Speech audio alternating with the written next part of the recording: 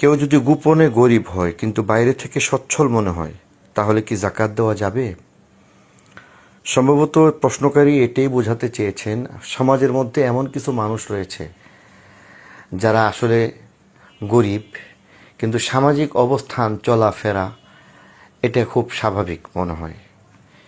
সে ভালো কাপড় চোপড় পরিধান করতেছে, ভালো সমাজের মধ্যে চলাফেরা করতেছে, কিন্তু আসলে সে নেশাব পরিমাণ অর্থের মালিক হয় না এবং যথেষ্ট দারিদ্রতার মধ্যেই তার দিনাতিপাত চলছে। তো এমন মানুষটাকে জাকাত দেওয়া যাবে কিনা? হ্যাঁ, নিঃসন্দেহে এমন মানুষটাকে জাকাত দেওয়া যাবে, তবে সেই ক্ষেত্রে কিছু বাধ্যবাধকতা রয়েছে।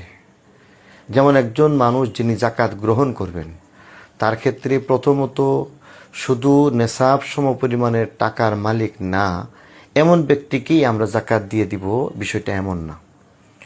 বরং এখানে আমরা যদি একটু খোলাসা করে বলি তাহলে হবে, একটা নেশাব রয়েছে ছোট নেশাব। ছোট নেশাব বলতে যেমন গতকালকের আলোচনায় বলেছি যে 2,10,000 টাকা বর্তমান বাজার দর হিসেবে নেশাবের সমপরিমাণ অর্থ থাকতে হয়।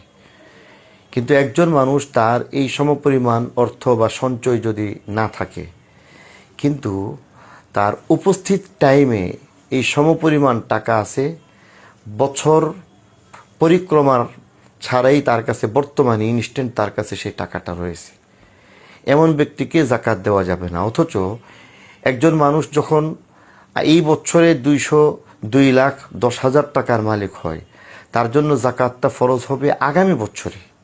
এই বছরে কিন্তু তার উপর জাকাত ফরজ ছিল না। কিন্তু এমন ব্যক্তি, তিনি যদিও আগামী বছরে জাকাত দিবে, কিন্তু এই বছরে যেহেতু তার কাছে 2,10,000 টাকার মতো টাকা তার সঞ্চয়ে রয়েছে, অতএব সে জাকাত গ্রহণ করতে পারবে না। এখানে যেহেতু আমাদেরকে প্রশ্ন করা হয়েছিল যে গোপনে গরিব, আমরা আসলে গোপনে গরিব যদি হয়ে থাকে, নেশাব সমপরিমাণ অর্থের মালিক যদি না হয়ে থাকে, এমনকি ছোট নেশাবেরও মালিক যদি না হয়ে থাকে, জাকাত গ্রহণ করার মতো উপযুক্ত যদি হয়ে থাকে, তাহলে নির্দ্বিধায় তাকে জাকাত দেওয়া যাবে, যদিও তাকে বাহ্যিকভাবে সচ্ছল মনে হয়। তাহলে আজকের প্রথম প্রশ্নের উত্তর হলো, গরিব মানুষ চাই প্রকাশ্যে অথবা গোপনে শরীয়তে যাকে গরিব হিসাবে আখ্যায়িত করেছে সে জাকাত গ্রহণ করতে পারবে এবং তাকে জাকাত দেওয়া যাবে, এবং এমন ব্যক্তিকে জাকাত দেওয়াই উচিত। কেননা তারা মানুষের কাছে হাত পাততে পারে না, অথচ তারা কষ্ট করতেছে। খুঁজে খুঁজে এমন দরিদ্র মানুষগুলিকে জাকাত দেওয়া এবং তার পাশে দাঁড়িয়ে যাওয়া, এটাই হচ্ছে মানবতার শিক্ষা, এটাই হচ্ছে ইসলামের শিক্ষা।